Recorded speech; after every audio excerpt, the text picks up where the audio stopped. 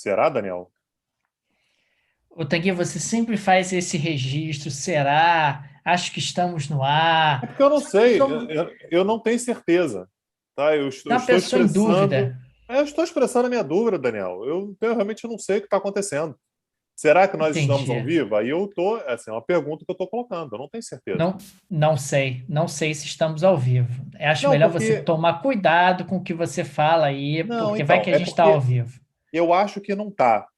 E aí eu queria te perguntar se é hoje que você vai fazer a dancinha da Shakira. Porque eu estou vendo que o pessoal aqui no chat está perguntando, que parece que você assumiu um compromisso, né? No Dancinha da último Shakira? curso. Aí você ia escolher uma danceira Shakira, podia ser Louca, Louca, Louca, né? Alguma coisa Entendi. assim, para você fazer. Aí eu não sei quando é que você pretende pagar essa dívida com o pessoal que acompanha a gente. É melhor você responder antes de ficar ao vivo, entendeu? Enquanto não tem ninguém assistindo a gente ainda. Ah, entendi.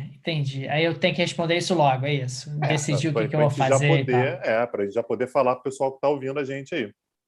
Quer dizer, que Rapaz, vai ouvir, né? Porque hoje não está ao vivo ainda. não tá ao vivo ainda, entendi. Não. Tá bom.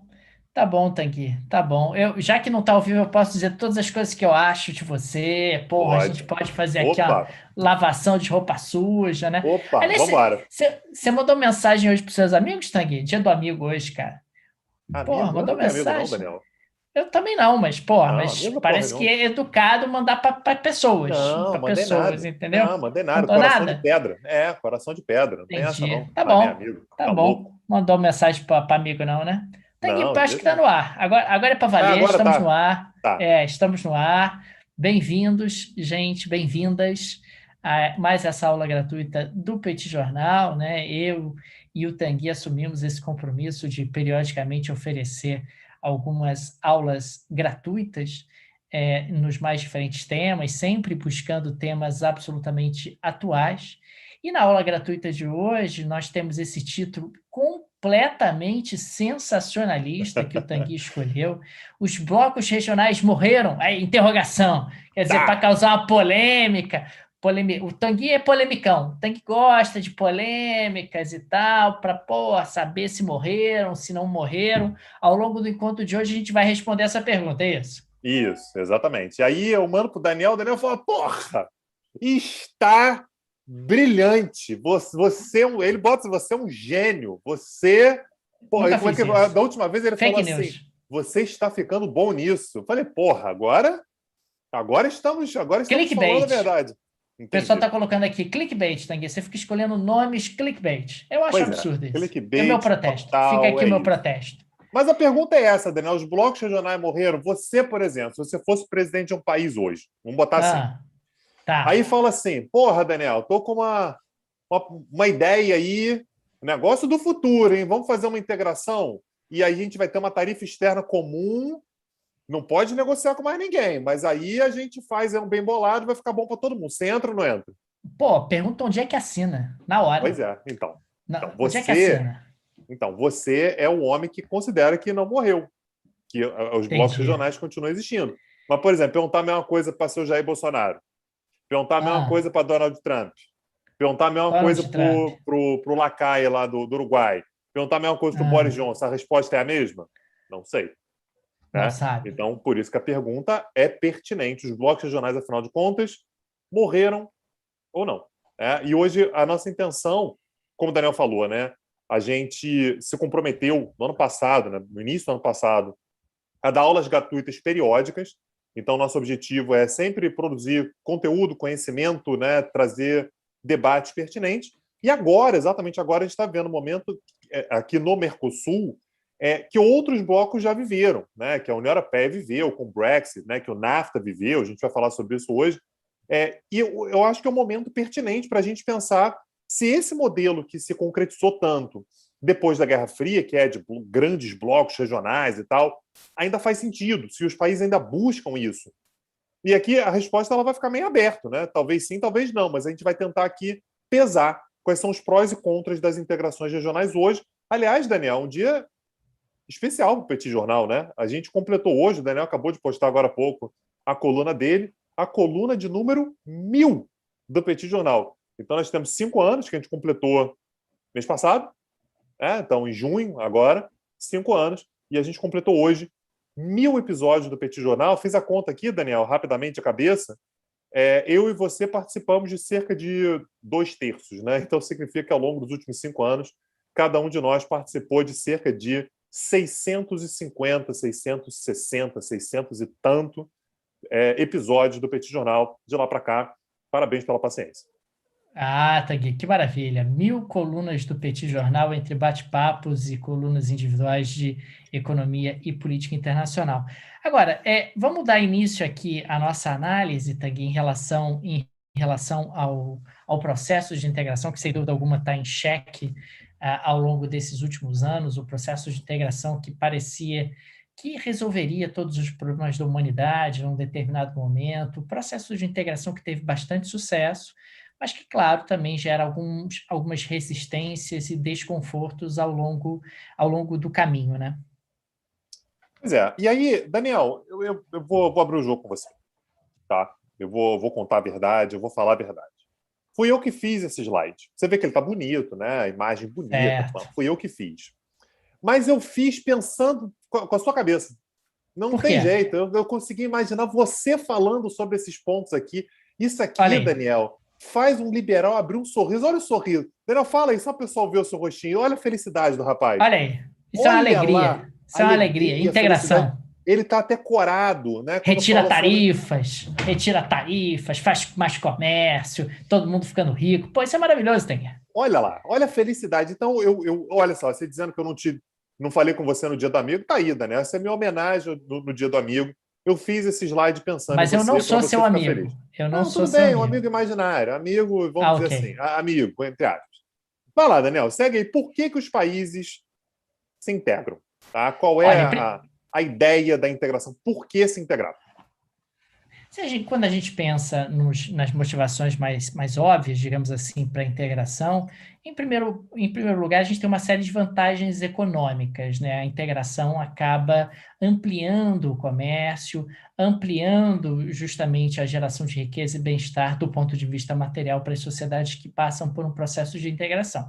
Você passa a ter oportunidade de escala, porque o mercado aumenta de tamanho, e ao escalar a sua produção você consegue reduzir custos, ao ter uma especialização em alguns produtos e não na totalidade de produtos e serviços, porque uma parte da especialização você vai repassar para o país com o qual você se integrou, os dois tendem a ganhar em termos de corrente de comércio, os dois tendem a ganhar com produtos mais baratos, em maior quantidade, e isso tende a trazer benefícios em um horizonte mais alongado. Agora, claro, se eu estou num país, né, que se especializou na produção de outros produtos, mas não no produto que eu produzo, eu vou ficar muito incomodado com a integração. Então, o que eu queria colocar desde o início é que a integração tem inimigos. E é natural que ela tenha inimigos, até porque ela mexe justamente nas estruturas produtivas, ela dá realmente uma reorganizada, e ao fazer isso, algumas pessoas podem ficar muito insatisfeitas com esse processo de reorganização.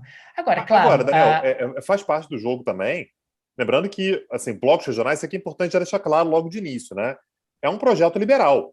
Quem pensa em integração regional sim, nesse modelo que a gente está falando é o liberalismo. O que o liberalismo acha de tem um que está fazendo, outro que está fazendo, está me incomodando? Dane-se. Mas eu vou quebrar. Dane-se. Mas vai ficar ruim para mim. Melhora. Diminui o custo. Torne-se mais eficiente. Produza mais com menos. Se vai quebrar, faz parte. É meio que um darwinismo econômico, né, Daniel? Vai sobreviver quem for mais apto ao mercado. Se você não é o mais apto ao mercado, você tem duas chances. Ou você quebra, ou você se torna mais apto. E isso é visto pelo liberalismo, e os blocos econômicos reverberam isso, como algo natural e algo benéfico para a sociedade. Aí, de novo, você pode discordar disso pela direita ou pela esquerda, tá? Você pode discordar de diversas maneiras diferentes. Mas a lógica do liberalismo a lógica dos blocos regionais liberais ou você melhora ou você some. É importante destacar que quando você está falando do melhor para a sociedade, é porque você está pensando do ponto de vista coletivo. O argumento é coletivo, ou seja, você tem uma sociedade que coletivamente tem mais a ganhar do que perder, embora alguns grupos específicos possam pontualmente perder. Mas essa perda seria temporária, na medida em que você, naturalmente, ao longo do tempo, teria uma reorganização desse processo de especialização, e quem estava alocado, de repente, numa indústria na qual o país não se especializou, ou num setor produtivo no qual o país não se especializou, gradativamente vai sendo absorvido pelos outros setores no qual houve especialização, porque há um crescimento desses setores. Então, essa é a ideia fundamental da integração. Ela acaba maximizando o nível de bem-estar de todas as sociedades nas quais esse projeto é levado em diante. E é importante destacar que integrações, melhor dizendo, aconteceram no mundo todo. Quer dizer, você tem integrações na América do Sul, na América Central, na América do Norte, na Ásia, na África, na Europa. Todo mundo foi buscar uma integração para chamar de sua. É natural que você acabe buscando uma integração talvez com países mais próximos, mais parecidos com você economicamente, para que não haja um desnível muito grande, pelo menos dentro do pontapé inicial, dentro de um momento inicial, mas a integração ela se espalhou ao redor do mundo de maneira muito ampla. Daniel, aliás, tem uma integração aí que é muito exitosa, né? Que funcionou bem pra cacete, que Qual? não tem ninguém querendo sair. Que tem umas Ah, listrinhas vermelho e ah. branco, aí um quadrado azul, um monte de estrelinha no meio. Você já viu essa bandeira? É, Dos Estados Unidos. Estados Estados Unidos of Unidos. America. Isso. Não, eu estava Estados lembrando Unidos aqui o of nome da America. integração. Estados Unidos da América é Por quê? uma grande integração regional, né? Você pega 50 países, Isso. 50 estados diferentes, junta todo mundo e fala assim, ó, somos uma coisa só. É isso. A gente É passou a ser uma isso. integração regional. United States of America. O United States United of States of America, America. na prática, é uma grande integração. E, aliás, a gente vai falar sobre isso. United States of America ficaram muito insatisfeitos com a integração. Muito satisfeitos. Por Isso. quê? Porque prometeram, na época da integração, que ia ser bom para todo mundo. E quando integrou, os Estados Unidos passaram a ser deficitários comercialmente com os vizinhos nos quais Quer estavam dizer, integrados. Aí pois não, é, né? Pô, não era isso combinado, né? Não era não isso era combinado. isso. Pô, Vamos falar vou, sobre isso vou, daqui a pouquinho. agora, a gente passa a ter um aumento da interdependência, né, entre os países, é natural, claro. Puxa, eu dependo de um outro país para que ele me forneça alguns produtos que eu não produzo. Isso acontece quando a integração avança, eu deixo de ser autárquico. A estabilidade nas relações é mais do que uma necessidade, ela acaba sendo quase que uma consequência, né, Tanguy? É impressionante como países mais integrados economicamente tendem a dialogar mais. Tendem a dialogar mais. Quando a gente fala sobre a própria lógica de interdependência que gera essa estabilidade, ela é um símbolo de confiança muito grande, né? Que é a partir do momento que você vai se integrar, você tem que dar o salto de fé. E o salto de fé é você estar disposto a parar de produzir tudo que você precisa e confiar que o seu vizinho, com o qual você já entrou em guerra, já discutiu, já brigou, já casou, já namorou de novo, já brigou de novo, você já teve guerra, já teve tudo. Você vai confiar que o seu vizinho produz. Tenta imaginar uma relação entre França e Alemanha. É? Numa relação entre França e Alemanha, vai chegar um determinado momento no qual a Alemanha vai dizer: beleza, eu vou parar de produzir alguma coisa que vai ser produzida pela França, e a França vai falar assim: ok, eu aceito parar de produzir isso aqui, que é vital para mim, porque a Alemanha vai me vender. No momento em que isso é feito, França e Alemanha não podem mais ter guerra entre si. Porque se a França tiver uma guerra contra a França para de vender para a Alemanha, ou seja, perde o mercado consumidor importantíssimo para os seus produtos, e para de comprar aquilo que a Alemanha produz. Ou seja, a estabilidade das relações é uma consequência natural. É por isso que, após a Segunda Guerra Mundial, no próximo slide a gente vai começar a falar sobre isso, a integração europeia ela se torna tão central, que tem que ter integração europeia, porque não dá mais para a França e a Alemanha continuar a entrar em guerra da mesma maneira que estão entrando desde a da década de 1870. Desde que a Alemanha se unificou como a Alemanha, está em guerra com a França, três das maiores guerras da história. A Guerra Franco-Prussiana, a Primeira Guerra Mundial, a Segunda Guerra Mundial. Então você gera uma estabilidade de relações que tem consequências econômicas. Aí é o círculo virtuoso. Na, Retroalimento. na medida em que você não faz mais guerra, ora, aí eu consigo investir. Pô, não vai mais fazer guerra? Então vou investir. Não vai fazer guerra? Então eu vou inovar. Não vai fazer guerra? Então eu vou abrir um negócio. Não vai fazer guerra? Então eu vou começar a pensar na possibilidade de eu abrir um negócio que atenda tanto a França quanto a Alemanha. Pô, não vai mais ter guerra. Então agora dá para fazer isso. Então gera credibilidade, atração de investimentos crescimento econômico, mais estabilidade, mais crescimento, mais integração. Então, a lógica liberal, né, o mundo perfeito de Adam Smith, é um círculo que roda o tempo todo, não para de rodar em momento algum, de prosperidade, bonança, né, de estabilidade. E é interessante porque você acaba atraindo investimentos quando você está integrado com mais países. Isso, na época da discussão do Brexit, ficou muito claro. Quer dizer, países que tiravam seus investimentos do Reino Unido e levavam para o continente europeu, por considerarem que o continente europeu integrado, com um mercado mais escalável, com um mercado consumidor maior, seria mais interessante do ponto de vista do destino dos investimentos.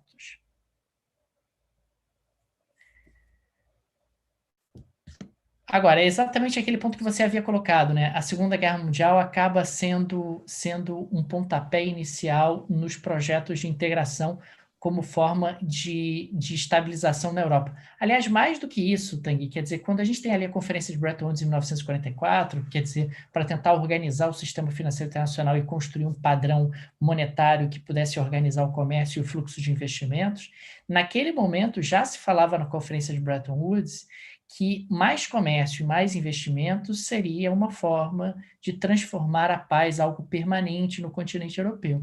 Então, eu preciso de um padrão monetário, que depois acabou sendo o dólar, mais especificamente o dólar-ouro até o início dos anos 70, para que pudesse acontecer integração comercial e integração financeira. E, claro, se você formata instituições, como vai acontecer no período pós-guerra, fica tudo mais fácil. E, uma vez mais, a integração é um projeto pela paz e pela prosperidade. Pois é. Então, no pós-Segunda Guerra Mundial, há a necessidade urgente de estabilização da Europa. Então, já não é mais assim, vai dar problema. E aí, beleza, mas eu quero pagar para ver. É meu rival e tal, eu vou para a guerra. Aí tem a Primeira Guerra Mundial. A Primeira Guerra Mundial, Daniel, ela é um alerta, né, do que poderia acontecer. Mas muita gente, em vários lugares, falou assim, não, isso foi um evento único. Não, imagina, não vai acontecer nada parecido com a Primeira Guerra Mundial. E aí, Segunda Guerra. Após a Segunda Guerra Mundial, eu estou falando aqui o tempo todo de França e Alemanha, né, que são os dois atores de mobilização dessa integração. Ambos têm o mesmo interesse, que é de integrar. A Alemanha para tentar sair do isolamento no qual ela está. Você imagina o que é ser a Alemanha em 1948, Daniel. Ninguém quer olhar na cara da Alemanha. A Alemanha está taxada como o país mais perigoso da face da Terra. Ninguém quer fazer comércio, ninguém quer fazer negócio, ninguém quer investir. A Alemanha está numa situação muito sui generis. E a França também. O que a França percebeu não dá para eu ficar contra a Alemanha. Ficar contra a Alemanha me dou mal sempre. Então, os dois, cada um por um interesse particular, acabam tendo essa ideia de construção de um projeto comum, que não é uma novidade. Aliás, eu estava fazendo a brincadeira agora há pouquinho dos Estados Unidos da América, é uma grande integração regional. Você pega 50 países, né, 50 estados, e divide a mesma soberania. Na Europa, desde o século XIX, já se falava em Estados Unidos da Europa. Vamos fazer aqui a mesma coisa que eles fizeram lá. Você vê que entre os estados americanos, teve guerra? Teve. Foi a Guerra de Secessão. Depois que a Guerra de Secessão resolveu e que se estabeleceu o que seria o projeto norte-americano, trabalho livre, industrial, projeto liberal e tal, não tem mais guerra. Você estabiliza. Vamos fazer a mesma coisa aqui na Europa. Isso é algo que já vem desde lá de trás, desde o século XIX, já se fala nessa ideia. Sempre uma ideia de, que bobeira, isso não vai acontecer nunca, mas que são os Estados Unidos da Europa. O Kant, Daniel, aí antes da Guerra de Secessão Americana, né, o Kant falava lá no final do século XVIII, num congresso de príncipes europeus, vamos pegar a galera toda, vamos juntar para... Não é para ser o mesmo país, não. Para discutir temas comuns, para a gente criar interdependência, para fazer informação circular. Então não é exatamente um projeto novo, mas que vai ganhar muito peso exatamente após a Segunda Guerra Mundial. E quando você pensa em Estados Unidos da Europa, se você observa os Estados Unidos, é a mesma coisa. Quer dizer, você tem uma moeda única, cada estado vai ter autonomia para legislar em relação a algumas questões.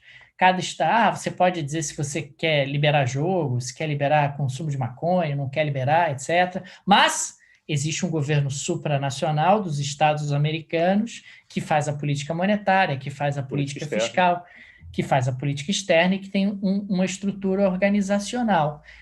Que a replicação para a Europa seria absolutamente perfeita, quer dizer, você continuaria tendo estados locais com alguma autonomia, mas haveria um organismo supranacional que controlaria algumas das políticas a serem implementadas, e dessa forma a Europa poderia, inclusive, rivalizar com os Estados Unidos. Quando a gente pensa no projeto da constituição da moeda única, do euro, os europeus nunca esconderam que eles tinham a expectativa e a ambição de que o euro pudesse rivalizar com o dólar como moeda hegemônica do sistema financeiro internacional. Quer dizer, não adianta mais Alemanha e França, cada um remar para um lado, não faz nenhum sentido. Se a gente quer recuperar uma posição de liderança em escala global, a gente tem que pensar em bloco, não adianta isso. Quer dizer, nesse sentido, às vezes fica até mais estranho pensar no Reino Unido apartado na União Europeia, porque o Reino Unido é muito pequeno hoje em relação ao resto do mundo, não é mais como era no passado, onde o Reino Unido chegou a ter a maior economia do planeta. Agora não, os europeus perderam relevância em escala global e faz ainda mais sentido eles estarem juntos para que eles possam ter um assento, para que eles possam ter relevância, para que eles possam ter representatividade, porque juntos eles conseguem ter um PIB parecido com o dos Estados Unidos. Até em termos de população, né? Nesse momento que você junta esses países europeus todos, eles passam a ter uma população. A gente pode até falar sobre isso depois, no tamanho da população. A população da União Europeia hoje é pouco mais de 500 milhões de pessoas, né? 500 milhões de pessoas é maior do que a população americana. Mas lembrando que só agora, com 28, agora 27 países, né, com a saída britânica. Um pouquinho antes regulava, né? Assim, antes dessa ampliação para o leste europeu, regulava ali mais ou menos com a população americana. É um projeto idealista de abolição de fronteiras. Tá? Eu sei que é um pouco chocante, né, Daniel, pensar nisso, que a União Europeia é um projeto liberal e não comunista, né? Mas aparentemente é isso mesmo, Daniel. Aparentemente o símbolo é mais Adam Smith do que Marx. Você acredita nisso, cara? Estranho, né? Acredito Cara, totalmente. esquisito, né? Que não é Marx. A abolição das restrições ao fluxo de comércio, a circulação de mão de obra, a abolição à circulação para o fluxo de capitais. Isso é liberalismo na veia. Isso é realmente não tem nada de marxismo, muito pelo contrário. Você está ampliando cada vez mais a liberdade para as atividades econômicas. E a ideia original era que, bom, você tem países desnivelados e a integração vai diminuir o desnível entre esses países, né? O que mais uma vez é desconfortável, porque eventualmente os países mais ricos acabam tendo que ajudar os países mais pobres, o que é desconfortável para alguns grupos políticos, para alguns grupos econômicos de interesse. A gente pode trazer para o próprio Brasil, quer dizer, os estados brasileiros são integrados. Você tem estados mais fortes, que não seriam tão ricos se não fizessem parte de uma integração tão grande. E você tem estados mais pobres que recebem a ajuda dos estados mais ricos. E se a gente pensar no caso do Brasil, você tem um estado como São Paulo. São Paulo reclama, puxa, mas eu pago muito imposto e esse imposto é transferido para estados mais pobres. É verdade. Mas, ao mesmo tempo, São Paulo não seria tão rico se não fizesse parte de uma integração com esses estados mais pobres. É a mesma lógica da União Europeia. Quer dizer, a Alemanha pode reclamar, puxa, mas impostos arrecadados na Alemanha vão parar em países mais fracos economicamente. É verdade, mas a Alemanha não seria tão forte economicamente, tão robusta do ponto de vista econômico, se ela não estivesse num projeto de integração mais amplo. Então, integração é uma via de mão dupla. Você ajuda e é ajudado. Existe o ônus e existe o bônus. E claro que isso já era esperado desde o início. Desde o início já sabia que isso ia acontecer. Mas claro que uma coisa é a teoria, outra é a prática, né? Quando a prática acontece, o ônus muitas vezes pode ser explorado politicamente por alguns grupos que eventualmente perdem com o processo de integração podem tentar miná-lo, e crises econômicas eventualmente fazem com que essa insatisfação cresça, e você muitas vezes coloque na integração a culpa por uma série de problemas que a sua sociedade esteja experimentando. Mas a integração é exatamente isso, e desde o início Tanguy se imaginava que você teria vantagens e desvantagens, mas que as vantagens eram muito superiores às desvantagens. E aí, assim, a União Europeia vai lançar o projeto Beta, né, Daniel? Vamos ver o que vai dar aí. Vamos começar, né? E em 1951 tem o Tratado de Paris, que cria a Comunidade Europeia do Carvão e do Aço. Eu digo que é a versão beta porque ainda não é a tentativa de fazer uma integração da Europa toda em todos os temas. São apenas 6 países, tá? França, Alemanha, Itália e os 3 países ali da Benelux, né? Então, Bélgica, Países Baixos, Luxemburgo. Portugal não está, né, Daniel? Não tá, não Portugal tá. faz parte da União Europeia hoje? Não. Faz. Faz Entrou, é parte, verdade. Tá. faz parte. Não, porque às vezes eu confundo. Romênia, Aliás, Bulgária, Portugal, às é, vezes eu confundo. entendi. Mas o Tratado de Lisboa parece que foi assinado em Lisboa. Ah, é verdade. Parece. Não, tem toda a razão. É verdade. Parece. Talvez o tratado mais importante da União Europeia, diga-se de passagem. Entendi. Não, mais importante que o Tratado de Paris, que começou a integração, certamente, né? Mas isso aí. Claro que é muito mais importante, porque deu as bases, inclusive, para o Brexit, deu as bases para o projeto de integração ser formalizado. Entendi. Mas é importante destacar que no início você começa devagar, né? Quer dizer, Comunidade Europeia do Carvão e do Aço. Aliás, antes da Comunidade Europeia do Carvão e do Aço, teve a Benelux, né, que foi mais beta ainda, né? Bélgica, Holanda e Luxemburgo. A Benelux era free trial, né? Era assim, vamos. É aquele que vem em revista, né? Você compra a revista e vem a Benelux. Assim, é ensaio, né? A SECA é algo um pouco mais consolidado, que é para pegar apenas 2 produtos. E aí é curioso, né? Que esses 2 produtos eles simbolizam tudo que a gente falou até agora, né?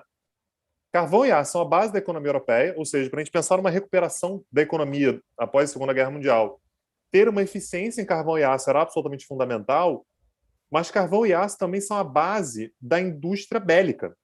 Ou seja, a partir do momento em que eu pego carvão e aço e tiro das mãos dos países, e aí tem gente no chat que vai enlouquecer com isso aqui, né? Mas os países deixam de ter soberania, né, sobre o carvão e o aço, esse país não tem mais condições de fazer um esforço de guerra escondido, que foi o que aconteceu antes da Primeira e da Segunda Guerra Mundiais, né? Então, vai lá e faz um esforço de guerra, faz investimento, começa a produzir armas sem levantar suspeita. Não tem mais como fazer isso, porque se eu começo a escamotear carvão e aço, tem uma autoridade que administra o carvão e aço que não me permite mais fazê-lo. E dá tão certo, a ideia ela é tão bem recebida pelos atores, que 6 anos depois, em 57, são assinados os Tratados de Roma, que cria a Comunidade Econômica Europeia. Que aí a ideia já é pegar tudo. Aí vamos pegar cria uma tudo. União Aduaneira. E União Aduaneira e projeta já um mercado comum, né?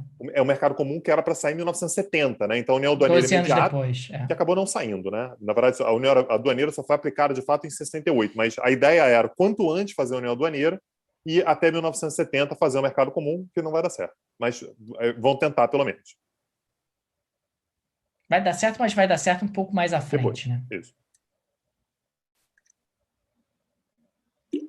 Agora, o caminho é cheio de pedregulho, né, Daniel?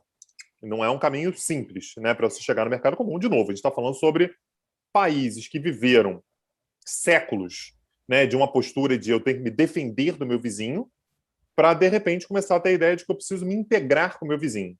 Então, esse projeto de construção de um mercado comum, que, como a gente disse aqui, deveria ter sido concretizado em 1970, eu já vou dar spoiler, tá, Daniel? Só vai sair em 92.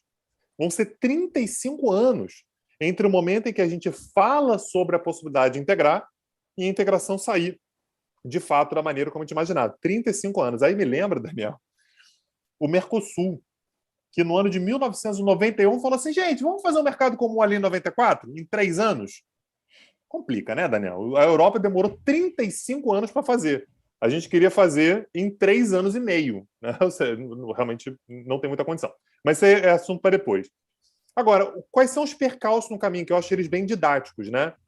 Na década de 1960, o grande percalço é o nacionalismo, principalmente o nacionalismo francês. Né? E aí, se você der mais um Os toque aí... franceses sempre enchendo o saco, Sempre sempre liderando enchendo o isso. saco. Porque a França ganhou a Segunda Guerra Mundial. Porque a França faz e acontece. Porque a França é muito importante no mundo, porque a França é o maior país da Europa. E esquece que a França é decadente, né, que está perdendo relevância. Não é isso, Tanguy?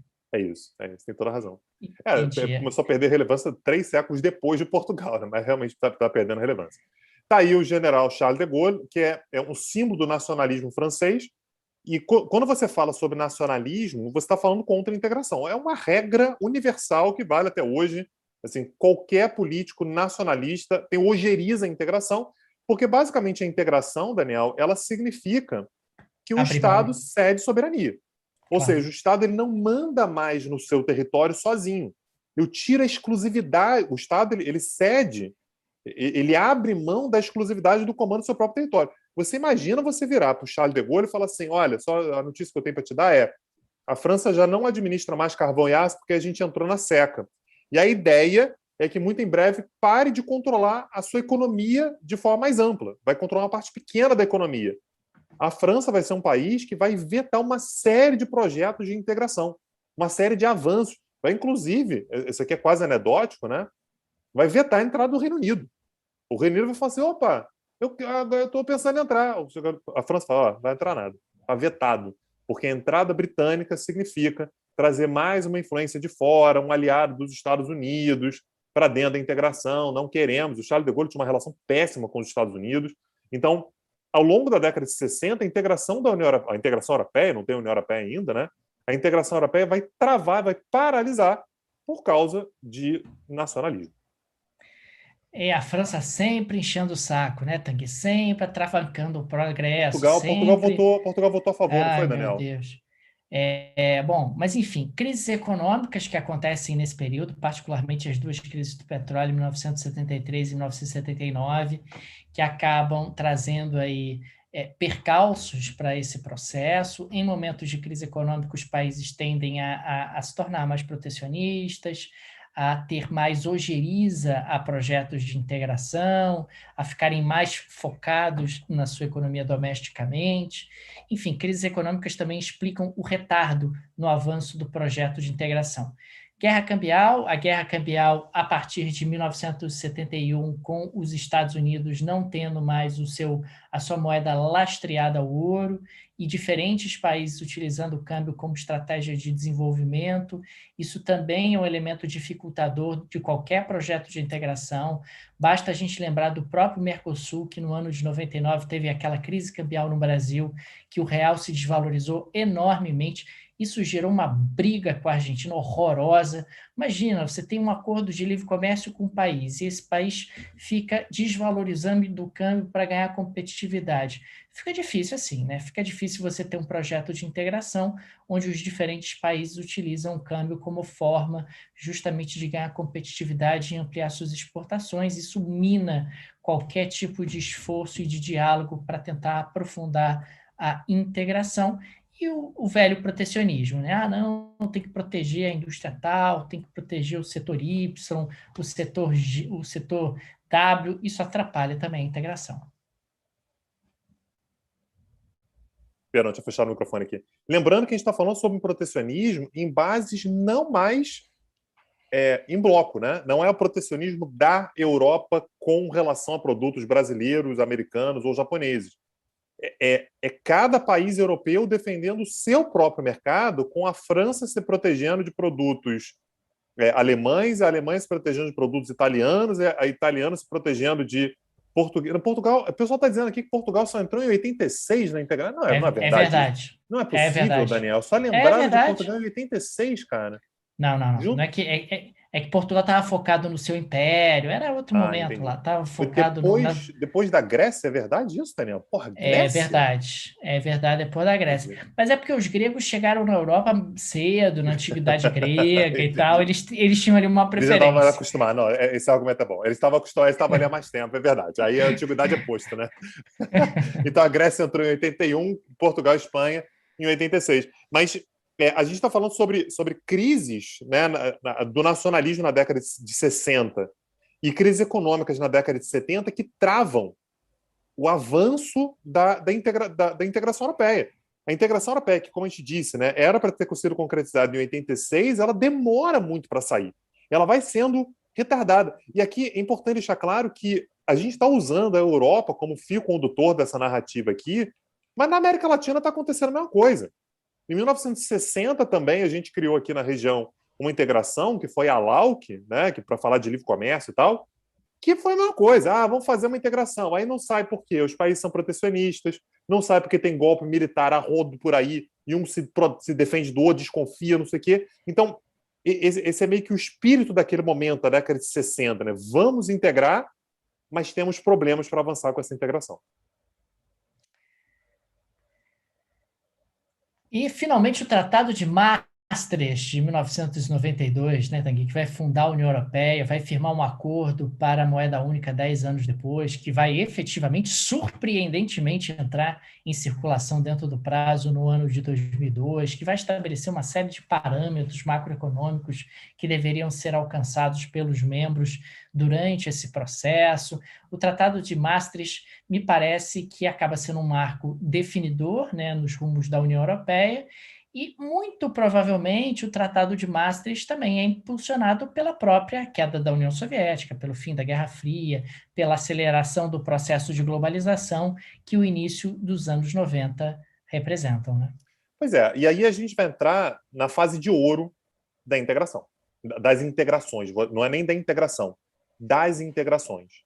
A década de 90 é o momento no qual todo mundo começa a se integrar. É um mercado comum que, a princípio, é criado com 12 países, então é criado finalmente, como está aí na tela, depois de 35 anos, nós finalmente criamos uma integração regional, que é um mercado comum, envolvendo, a princípio, 12 países, lembrando, chegou a ter 28, agora voltou, né, saiu o Reino Unido, voltou a ter 27, mas olha o número que se atinge, e vai ser um modelo para o mundo. Porque, em grande medida, Daniel, vai haver uma discussão nesse início da década de 90, que a gente vai explorar mais nos próximos slides, inclusive, que é, em meio ao momento de aceleração da globalização, criar um bloco regional é um movimento que combina ou que atrasa a globalização? Se casa com a globalização ou atrasa a globalização? O raciocínio de muita gente é, na medida em que você quer se globalizar, você não deveria se fechar em blocos. Mas o raciocínio é o contrário. O raciocínio é, na medida em que eu preciso ir para a globalização, eu tenho que ganhar competitividade. E a maneira que eu tenho de ganhar competitividade é exatamente juntando em blocos. Esse bloco me dá competitividade. Esse bloco faz com que o produto que vai ser exportado da União Europeia seja um produto mais competitivo do que ele seria se ele fosse produzido na Itália somente. Aí a Itália teria um, a Alemanha teria outro, a Bélgica teria outro, todos mais ou menos, nenhum deles realmente competitivos. Eu junto todos eles, eu faço produtos de ponta para me integrar. Eu lembro de uma frase que foi usada à época para falar sobre o Mercosul especificamente, que era, mas se aplica às integrações regionais de uma forma geral, que é que o Mercosul era um pré-vestibular para a globalização. Ou seja, para eu conseguir ir para a globalização, que é como se fosse, sei lá, universidade, eu preciso primeiro me preparar. Eu tenho que estar pronto para conseguir enfrentar os desafios da globalização. E Então, está se esses preparando até blocos que hoje, vão né? surgir, O até hoje não está Mercosul pronto. está se preparando até hoje, né? Está fazendo Enem até hoje. Está 35 anos fazendo Enem, 30 anos fazendo Enem. Mas a proliferação de blocos regionais durante a década de 90 mostra que diversas regiões estavam fazendo um raciocínio mais ou menos similar, que é, para me globalizar, eu preciso primeiro me regionalizar. Bom, avançando aqui um pouquinho, nós temos os blocos regionais, né, reforçando a globalização, exatamente o argumento que você colocava há pouco, dentro de uma lógica de regionalismo aberto. Acho que vale a pena explicar o que é o conceito de regionalismo aberto, né? Pois é, durante muito tempo, Daniel, havia uma lógica de que, para se regionalizar, eu estava criando uma facilidade para o comércio doméstico dentro daquele bloco ali, mas eu me fechava para o comércio com países que não eram daquele bloco. Eu acho que um grande exemplo de regionalismo fechado era a LAUC, aqui na América Latina. Então, eu juntava alguns países aqui, era basicamente América do Sul e México, né? E a gente fazia um regionalismo fechado, ou seja, os produtos circulavam aqui dentro com uma facilidade maior. Um produto brasileiro tinha uma facilidade enorme para entrar no Equador, do Equador tinha uma facilidade enorme para entrar no México. Agora, um produto americano, japonês, europeu, africano não entrava na ALAUC de jeito nenhum. Não entrava. Isso é o regionalismo fechado, ou seja, eu protejo o meu mercado doméstico, mas eu não ganho competitividade, porque eu não estou competindo com aqueles que são os melhores produtores daqueles produtos no mundo. A ideia que vai se proliferar durante a década de 90 é a ideia do regionalismo aberto. O que é o regionalismo aberto? Eu me junto com os meus vizinhos com o objetivo de me abrir mais. Por quê? Porque na medida em que eu me junto com os meus vizinhos, eu ganho competitividade, eu ganho escala, eu consigo produzir produtos melhores e mais baratos. Então, eu posso me abrir mais. Então, a década de 90 vai ser uma década de ampliação do número de integrações regionais num formato, num modelo de regionalismo aberto. E aqui, a integração europeia vai avançar bastante, né? Então aí, porra, Daniel, eu fiquei orgulhoso disso aqui, eu consegui colocar um GIF, olha que coisa maravilhosa, né? E vai mudando achei impressionante conforme isso. vai falando. Você não achou impressionante? Eu me senti um hacker russo, assim, que eu consegui fazer aqui, inacreditável. Aí vai pintando, vão aparecendo porra, ali os países que estão entrando. Eu tô maravilhado. Vou até deixar mais um tempo aí, vou ficar falando aqui mais um tempo para o pessoal ver, que aí depois volta, ó, vai voltar para 1957, aí vai começar tudo de novo. Ó, olha que legal. Lá, voltou. Olha que coisa então, fantástica. Maravilhoso. Que coisa moderna. Então, a União Europeia, como a gente viu, né, começou antes de ser a União Europeia, lá na década de 50, com 6 países. Em 92, como a gente falou, já eram 12. Em 95, 15.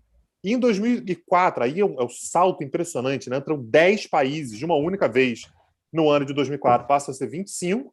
Em 2013, passam a ser 28. Aí, na verdade, foi 2007, entraram 2. 2013, entrou mais um, né? Romênia e Bulgária em 2007 e Croácia em 2013, então a gente passa a ter 28. E depois recua uma casa, volta uma casa, né? Com o Reino Unido saindo, nós passamos a ter os atuais 27 membros. Tudo isso com concessão de soberania, aqui vai ser a chave para a gente conseguir discutir depois. Tudo isso aqui baseado em concessão de soberania, ou seja, o Estado original é o Estado absolutamente soberano. Ele manda em todos os aspectos da vida doméstica do seu país. Ele fala sobre sociedade, ele manda na economia, ele fala sobre religião, ele fala sobre tudo. O Estado integrado é o Estado que vai abrindo mão da sua soberania e passa por uma lógica de padronização. Ou seja, cada país tem sua particularidade? Tem, mas tem um mínimo que todo mundo vai ter que cumprir. É um mínimo econômico, são questões relacionadas à segurança, à migração, todo mundo vai ter que... a políticas macroeconômicas, de uma forma geral, porque senão não funciona, todo mundo vai ter que passar por uma lógica mais ou menos parecida para o negócio poder funcionar. Tá? Então, isso é o avanço que a União Europeia vai liderar e que vai influenciar muitas integrações no mundo. Aliás, raras são as integrações que começam... Você fala assim, deixa eu dar uma olhadinha no que a União Europeia não fez lá, para ver o que se aproveita, o que funciona, o que não funciona, para ver se aplica em outras regiões também. Teve uma pessoa aqui que perguntou em relação à Suíça. A Suíça não faz parte, nem nunca fez parte da União Europeia. Aliás, a Suíça sempre teve essa posição, digamos assim, de neutralidade, né? A Suíça tem essa hesitação em fazer parte de organismos internacionais, porque sempre quis preservar a sua independência, a sua autonomia, em particular do sistema financeiro, que a Suíça nunca gostou muito de dar explicações sobre o que acontecia dentro do sistema financeiro suíço. Daniel, só responder algumas perguntas aqui que apareceram. O Diego está perguntando por que a Groenlândia saiu mesmo sem a Dinamarca sair. É porque a Groenlândia, num determinado momento, ela passou a ter autonomia. Então, ela continua sendo da Dinamarca, mas ela é autônoma. Então, considera-se que, economicamente, ela não faz mais parte da União Europeia. E o Leandro está perguntando, o Parlamento Europeu significa uma integração política plena na União Europeia? Não. O Parlamento Europeu ele é uma instância que é, a princípio, exclusivamente consultiva. Ou seja, eu tenho representantes das sociedades que fazem parte da União Europeia, mas eles não produzem leis. É um órgão consultivo. Com o passar do tempo, participa de algumas decisões da integração, mas não legisla sobre o ordenamento jurídico dos países.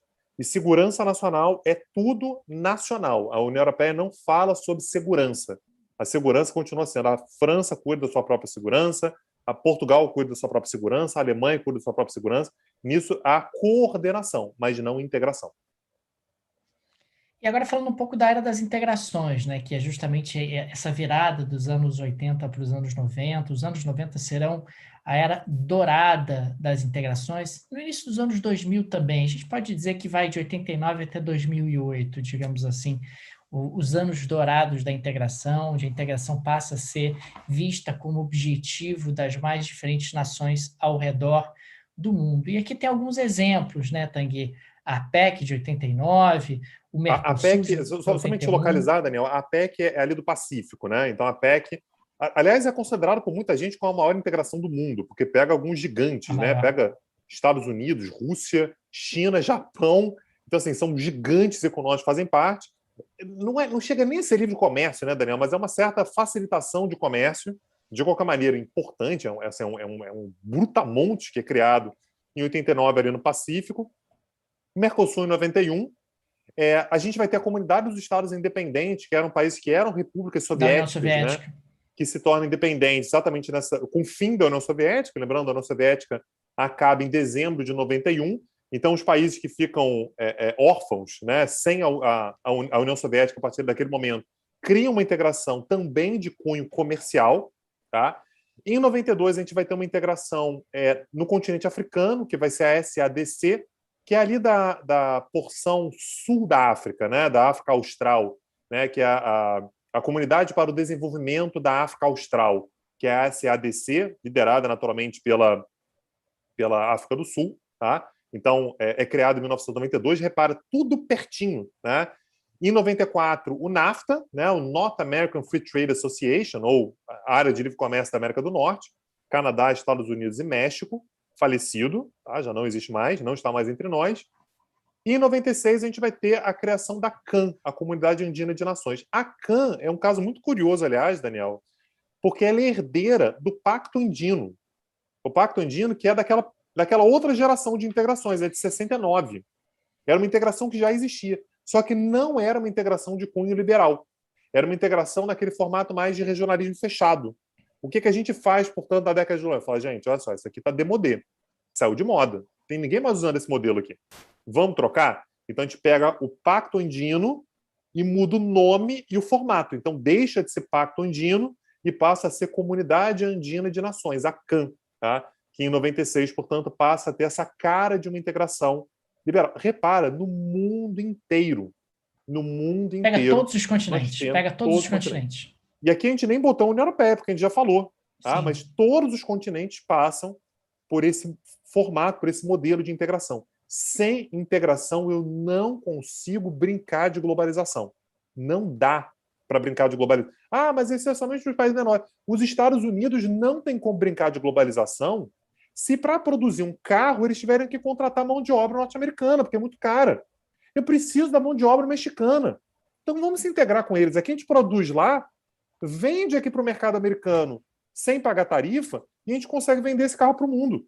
O mundo inteiro vai passar por essa necessidade de integração. E é importante destacar que com essa era das integrações acontecendo a pleno vapor, o que acaba acontecendo é que o crescimento mundial, Tanguy, passa a ser puxado pelo comércio internacional. Ou seja, a taxa de crescimento do comércio internacional do final dos anos 80 até os dias atuais, com todos os problemas que a integração passa a ter a partir da crise de 2008, a gente vai falar sobre isso na sequência, o comércio continua sendo a grande alavanca, o comércio internacional continua sendo a grande alavanca do crescimento mundial. Então, neste período, do final dos anos 80 até hoje, os países que cresceram acima da média mundial foram os que fizeram mais comércio. E quem foram os países que fizeram mais comércio? Os que mais se integraram, seja através de blocos como esses que foram aqui listados, seja através de acordos bilaterais ou outras estratégias de aproximação que foram implementadas de lá para cá. Então, não dá para entender a dinâmica econômica mundial dos últimos entre 30 e 35 anos sem falar de integração, sem falar de comércio internacional, porque a tônica internacional foi essa: globalização, integração, comércio, crescimento, aumento do nível de bem-estar das diferentes nações. Mesmo países de crescimento acelerado, a partir dos anos 90, como é o caso da Índia e da China, esse crescimento acelerado veio através do comércio internacional, veio através da atração de investimento, oferecendo vantagens competitivas, como uma mão de obra mais barata, etc. Mas não dá para falar sobre economia mundial, Não dá para falar sobre o mundo nos últimos 30, 35 anos sem falar de integração de comércio. Perfeito. Sigamos. Agora, vem a crise de 2008, tá? E a crise de 2008, ela interrompe, ela acaba sendo realmente uma interrupção nessa grande era de ouro da globalização, nessa grande era de ouro da integração, por uma razão muito simples. Na crise de 2008, você tem como epicentro os Estados Unidos e aquilo se espalha numa velocidade que jamais havia sido visto na história da humanidade. Ah, mas teve a crise de 29. Não foi na mesma velocidade. Quer dizer, a crise de 2008, ela acaba forçando os diferentes países a se defrontar com um problema, que é o seguinte, olha, está todo mundo integrado, né? Teve uma crise num país relevante, uma crise de grandes proporções, vai afundar todo mundo junto. Aí surge o questionamento, que é absolutamente natural, mas será que eu quero estar tão integrado assim?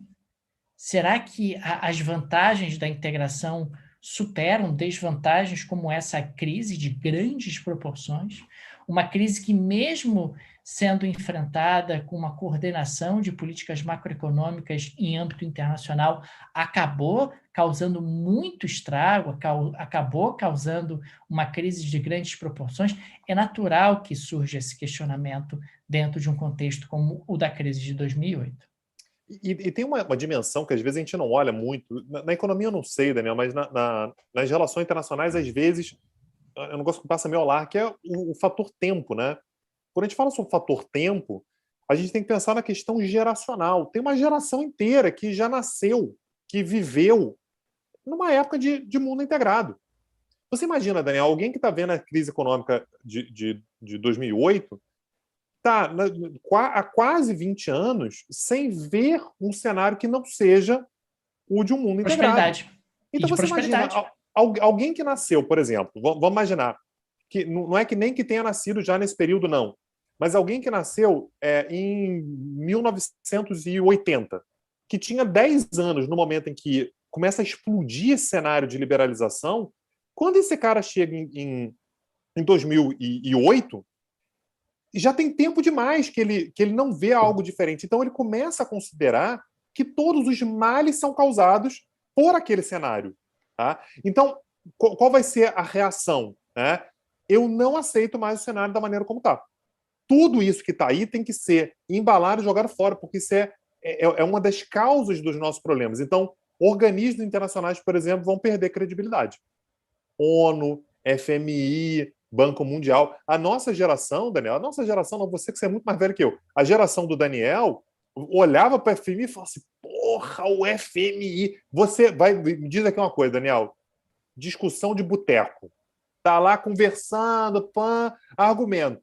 Você nunca apareceu com argumento, mas o FMI tem um relatório que diz o contrário, né? O Banco Mundial. Lógico você viu que sim. O Banco Mundial. Lógico todo mundo já usou isso, né? Porque o Banco Mundial era um selo de porra, falou, tá falado, porque é técnico pra cacete. Né? Blocos regionais, União Europeia, NAFTA, Mercosul. Aquele negócio que na década de 90 era considerado imprescindível, você vai ter toda uma geração que vai falar assim, não sei, né? E tem que ver aí se ainda vale a pena. Lembra que a crise de 2008 ela vai chegar na Europa e vai pegar, isso aí o pessoal que está aqui ouvindo aqui, a gente vai lembrar, crise na Grécia. A crise na Grécia é um suco de crise de integração. Porque na hora que estoura a crise nos Estados Unidos, os europeus têm que apertar o cinto e a Grécia não tem cinto para apertar. A Grécia, ela aperta o cinto com barbante. E não tem como. A Grécia não consegue responder. Aí a pessoa fala assim, e a Grécia estava aí, Tava. Esse tempo todo? Estava aí esse tempo todo. Puta, a gente não reparou que a Grécia estava aí. E agora então, a gente vai ter que salvar ela. Vai ter que salvar a Grécia. A gente vai ter que salvar, porque está na regra lá de trás. O sistema financeiro vai passar pela... Gente, esse dia aí que tá na imagem, dia 15 de fevereiro de 2008, Daniel chorava. 15 de setembro, tá aqui. 15 de setembro. O Daniel chorava, o Daniel ficou deprimido, a crise, o capitalismo assustador, vai acabar. Assustador.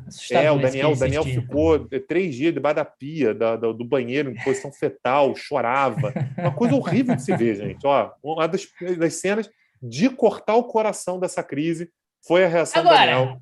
A verdade, Tanguy, é que um monte de pilantra fez lá um monte de esquema e cambalacho no balanço e dizem que a culpa é da integração. Porque a culpa é da integração. Que culpa da integração, gente? culpa dos caras aí dessa placa aí, que tá carregando essa placa aí, que fizeram um monte de cambalacho, botaram lá nos fundos imobiliários um monte de hipoteca podre e depois deu ruim. É isso. A culpa é da integração. Não é, a culpa não é da integração, a culpa é dos pilantras aí, Tanguy. Os pilantras aí. O Daniel assiste esses filmes aí que conta a história da crise, ele fica abalado, ele reage, fala, tá vendo? Foram eles que fizeram, não é o capitalismo tá certo. Ele se abala também. Então, tudo isso vai levar um abalo dessa credibilidade que vem da década de 90, né? A década de 90 que construiu esse cenário de que essas instituições que eram capazes de trazer prosperidade, bem-estar e tal, elas vão ser questionadas na década de 90. Isso leva à ascensão do quê? Nacionalismo. O que o nacionalismo prega, Daniel? Eu quero a volta da minha soberania. Bom era quando não tinha integração. Quando o meu Estado é que podia mandar nos seus próprios rumos, na sua própria economia, dizer bom, quem é um monte de Estado fazendo bobagem. É um monte de Estado junto fazendo bobagem, é melhor. Mas cada um fazendo bobagem separado. Eu quero fazer bobagem sozinho, não quero fazer bobagem junto com você. Esse que é o ponto. Entendeu? O nacionalismo ele vai reacender a partir desse momento e os blocos regionais passam a ser vistos como parte de uma ordem liberal antinacional. E passa a haver, portanto, uma demanda crescente. Então, nos Estados Unidos vai ser muito forte. Diga, Daniel, conte para mim. Conta, vai. Tanguy, mas a ordem liberal é antinacional. Eles só descobriram isso agora? Só descobriram em 2008? Só descobriram agora. A ordem liberal sempre foi antinacional. Então, eles estão denunciando isso. Eles já sabiam, mas agora que eles lembraram. Eles só descobriram agora, cara? Não, que agora... Quando estava ganhando dinheiro, estava tudo bem. Né? Porque, sabe quando o momento não tá bom? Aí, sei. Na hora que o seu time tá ganhando de 2-0. Tá ganhando 2-0. Tá tranquilo, esperando o jogo acabar. Toma 1-0, o que acontece invariavelmente, Daniel? 2-1. Tomou um gol. O que vai acontecer? Desespero. O outro time vem para cima, aí vem cruzamento na área, torcida gritando. É isso, foi isso que aconteceu. O liberalismo tá lá, tá ganhando. Só que aí rolou o 2-1. E aí a galera inflamou. E eles falam assim, tá vendo? A gente sempre disse, esse liberalismo quer acabar com a nossa nação, quer acabar com as nossas tradições nacionais. Sou contra tudo. Nunca gostei. Nunca gostei. Sempre fui contra. Eu quero meu país de volta. Meu país virou um churrasco na laje, a mistureba. Bagunça. E as tradições nacionais. Essa bagunça. Virou bagunça. Entendi. Porra, não posso nem mais, sabe, prender migrante que entrar, não posso mais prender o cara. Porra, que isso, Daniel? Não podemos prender migrante? Tá maluco? Então, há essa ideia de uma volta. E esse é um movimento que vai criar figuras como Trump, como Bolsonaro, como Viktor Orbán. É uma reação exatamente a essas demandas nacionalistas pós-crise de 2008. E aqui, Tanguy, me parece um aspecto muito interessante para avaliar o impacto da crise de 2008 sobre o comércio internacional. Olha como vinha crescendo o comércio internacional, Tanguy, antes da crise de 2008. Olha que beleza. Essa linha azul mostra justamente o que estava acontecendo com o comércio internacional. Se nada tivesse acontecido, se a crise de 2008 não tivesse acontecido, segundo a Organização Mundial do Comércio, o comércio internacional continuaria crescendo nesse ritmo. Opa, sumiu aqui a apresentação. Opa, deixa eu aqui voltar. Porque você começou a denunciar coisas aí, Daniel. Aí o Soros mandou, corta. Tira da tomada, puxou. Olha aí. Cadê a apresentação? Sumiu a apresentação. Mas a gente está... Só para a gente mostrar ali naquele dente, Tanguy, como você teve uma queda no fluxo de comércio internacional com a crise de 2008. E o que acabou... apareceu uma outra aula aqui que não tem nada a ver com a aula anterior. Espera aí, gente. Deixa eu só tentar aqui abrir a apresentação. Continua aí, Tanguy. Eu? Não, porque você estava mostrando gráfico, cara. Eu não consigo entender gráfico. Meu professor de economia na faculdade era péssimo. Porra!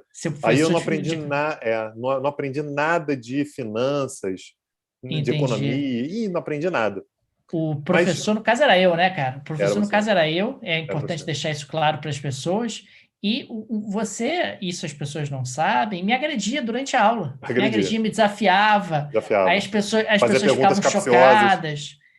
As pessoas ficavam chocadas e tal. As perguntas que eu fazia era tipo assim, jacaré no sequanda, era tipo de piada de pergunta que eu fazia. Aí o Daniel ficava meio assim, Isso. respondia de volta.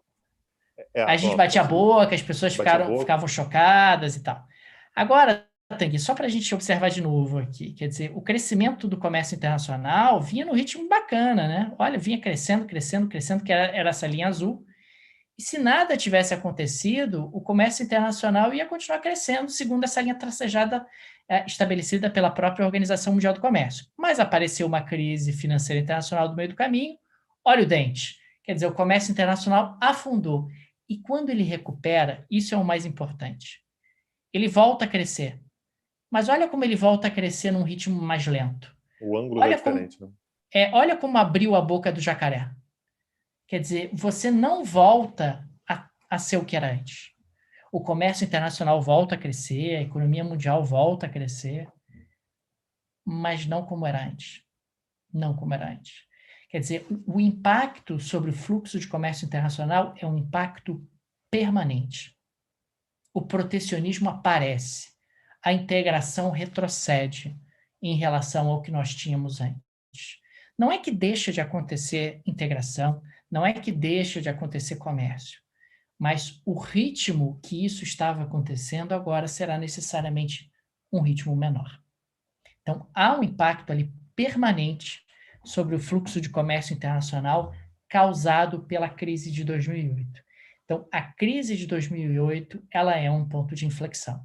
Quer dizer, nada será como antes. A economia estava evoluindo numa determinada direção e ela passa a evoluir numa outra direção. O que é um problema, porque a sua grande alavanca de crescimento é o comércio. Se você passa a fazer menos comércio, o mundo passa a crescer menos do que crescia antes. O mundo passa a ser mais dependente, a partir desse momento, de nações como a China, de nações como a Índia, que bem ou mal se mantém fazendo muito comércio, e outros polos acabam perdendo relevância como alavancas de crescimento do comércio internacional. Entendeu o gráfico, Tanguy? Entendeu? Entendi Eu mais sei ou que você tem menos. dificuldade, Você sei falou que da você é boca um do cara jacaré. A limitado. boca do jacaré é propaganda da Pfizer, né? Não, cara, no caso Não. aqui é o jacaré do gráfico Ah, do mesmo. grau. É o Tá. jacaré do Não, eu gráfico, tava viajando a É vacina só aqui. para mostrar. Falou jacaré. Eu fiquei até impressionado que você falou em inclinação do gráfico. A inclinação do gráfico Falei ângulo. muda. Porra, essa daí você não É, espera. Por essa eu não esperava, hein? não Falei esperava, não do esperava. Fiquei ângulo. impressionado. Porra, Fiquei impressionante, impressionado. inacreditável. Vai lá, vamos seguir em frente com essa vitória aí, Daniel. Agora, esse rapaz com a Bíblia na mão, quem é? Donald, é o Donald? É o Donald Trump. Essa foto aí, a história dele é maravilhosa, Daniel. Ele estava na Casa Branca e estava tendo um protesto na frente da Casa Branca. E ele queria ir na Ah, igreja, que era depois do protesto. ah, Aí, para poder, porque ele certo. queria tirar foto com a Bíblia na igreja para mostrar como ele é uma pessoa religiosa, que respeita o próximo e tal. Aí ele mandou a polícia descer o cacete na manifestação, tiro pra cacete, Para ele bomba de poder gás passar. lacrimogêneo. Aí Para tirou ele todo poder. mundo, aí ele conseguiu passar e foi lá e tirou a foto com a Bíblia. Um Por quê? Não? democrata. Um cristão, acima Um de tudo, mais do democrata que cristão, democrata. né? É o Emael. É um democrata cristão. Exatamente. Então, há a ascensão, portanto, de um conservadorismo nacionalista. Isso aqui é um traço muito importante, né? Essa ascensão do nacionalismo tem sempre uma lógica religiosa muito forte, né? Em todos os países nos quais o nacionalismo surge, há um nacionalismo muito forte. A gente está falando sobre o Trump, por exemplo, que nunca foi um religioso, nunca foi. Nunca foi um cara de seguir padrões. Mas no momento em que esse Rapaz, você nacionalismo sabe que ascende, eu acho isso uma injustiça, você dizer que o Trump não é um homem religioso nem conservador. Né? por Ele quê? é um cara Me de conta. família, ele já teve várias famílias. Várias Várias famílias. famílias. Eu conheço uma Teve, outra teve um família outro que é assim também. presidente. Exatamente, tem um outro presidente aí que também é conservador e de família, ele teve várias famílias. Várias famílias. É um Era o que usava conservadorismo dinheiro para comer gente, próprio, né? assim. Enquanto era casado. Tá. É um conservadorismo próprio, né? Um Próprio. É conservadorismo uma releitura, vamos botar assim. eu acho que o Trump tem uma releitura e tem mais gente aí que tem utilizado essa releitura. Enfim, é um pouco diferente, né, do que seria de se esperar. Mas, enfim. Então, tem muita lógica religiosa messiânica, essa religiosidade messiânica. Porque, assim, você pode ser religioso, mas o messianismo é outra coisa. O messianismo você está prometendo que a verdade É virá. completamente diferente. É completamente diferente A gente de vai ser religioso. chegar, a gente vai atingir um ponto de limpeza da sociedade. Então, esse argumento religioso messiânico ele tende a ser muito mais agressivo, muito mais apressado também, muito mais urgente. Nós temos que fazer reformas agora. Nós temos que mudar a sociedade hoje, custe o que custar. Esse que é um ponto importante, né? Essa nova direita que surge nesse momento pós-crise de 2008 não é um liberalismo cristão, não são governos religiosos que usam argumentos religiosos, uma religião messiânica, tem muita lógica do nós contra eles. É aí que surge essa ideia de todo mundo é comunista. O que é comunismo, né? Nessa leitura aqui? O comunismo é basicamente a visão de que você é comunista e você não pensa como eu. Ou seja, se você não acredita nesse messianismo, você automaticamente é taxado como comunista. E esse é um instrumento utilizado tanto domesticamente, né, como uma legitimação doméstica, uma lógica de que se você não está do lado daqueles que pregam a verdade, você é nosso inimigo, mas também externamente. É com quem que eu vou fazer aliança, como é que as alianças são feitas. Então, isso gera, portanto, toda uma remodelagem da política, tanto doméstica quanto internacional. A gente deu uma aula gratuita sobre isso, né, Daniel, quando a gente falou sobre a posição do Brasil no sistema internacional, acerca da vacina e tal, olhando mais pelo Brasil. Né? Quem quiser, vai lá nesse mesmo canal que a gente está aqui, no canal do Clipping, tem lá uma aula gratuita, se eu não me engano, Vacina para Quem? Em que a gente falou um pouquinho sobre isso. Mas a lógica que é a mesma aplicada, a gente está falando aqui basicamente dos Estados Unidos e daqueles que seguem uma lógica mais ou menos parecida. E aí aparece justamente o argumento do marxismo cultural, né? A ideia de que, olha, essas organizações internacionais, na prática, elas querem impor uma determinada agenda. E ao querer impor uma determinada agenda, elas não são liberais, elas são autoritárias. Elas estão efetivamente se sobrepondo ao nacionalismo, elas estão se sobrepondo aos valores nacionais. Elas querem impor uma agenda de costumes, elas querem impor uma agenda que na prática, viola a essência conservadora, a essência cristã de nações como os Estados Unidos, de nações como a nação brasileira. Então, aí há uma ideia, e aí é que aparece o argumento do marxismo cultural, e aparece o argumento de que, olha, essas organizações internacionais são marxistas. Elas são marxistas, elas são comunistas e elas querem impor uma determinada agenda. Isso tem tudo a ver com o argumento que você estava colocando há pouco. Inclusive a ideia, quando a gente está falando sobre integração europeia agora há pouquinho, a ideia de uma padronização. A integração ela tem que passar por uma padronização. E aí, padronização é associada a uma planificação da economia. É meio desonesto, né? Mas, enfim. Então, eu vou pegar todos os países europeus, eles têm que seguir um determinado padrão econômico, político, as particularidades locais, elas continuam existindo, mas elas estão dentro de um determinado quadro, né, de atuação, um mínimo necessário. Isso é atribuído a uma lógica de, sei lá, uma organização soviética, né, de uma obrigação de todo mundo ser igual. E assim, você pode sair, como o Reino Unido fez, vai lá e sai. Não é exatamente uma questão. Então, esse vai ser o momento de abertura de um questionamento àquelas integrações. Então, momentos, tá, gente? Durante a década de 90, nós temos o auge da integração. Como o Daniel falou, vai até 2008, que é o momento no qual as integrações elas estão vivas, pensando em soluções, estão se inovando, estão crescendo, estão se expandindo, estão sugerindo alternativas, né, para o mundo. A crise de 2008 ela começa a murchar esse processo de integração. Então, a partir da crise de 2008 que a gente começa a perguntar, cá, será que as integrações regionais têm futuro? O resultado não é imediato, tá? A crise de 2008 ela estoura em 2008, naturalmente, mas há uma série de consequências que vem depois. Segue aí, Daniel. O efeito ele é alongado, né? Quer dizer, o efeito ele vai sendo sentido ao longo de anos, ele não acontece de uma hora para outra. Eu achei que o Mr. Putin tinha que aparecer segurando o riso. Olha a carinha dele, né?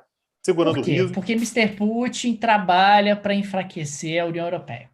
A União Europeia, Tanguy, ela cresceu nos, digamos assim, nos destroços da União Soviética. Ela foi lá, pegou Polônia, pegou Romênia, pegou Bulgária, pegou Letônia, Estônia e Lituânia. Aí virou bagunça, não, né? Olha só, isso aí, ó. Aí virou bagunça. MMA.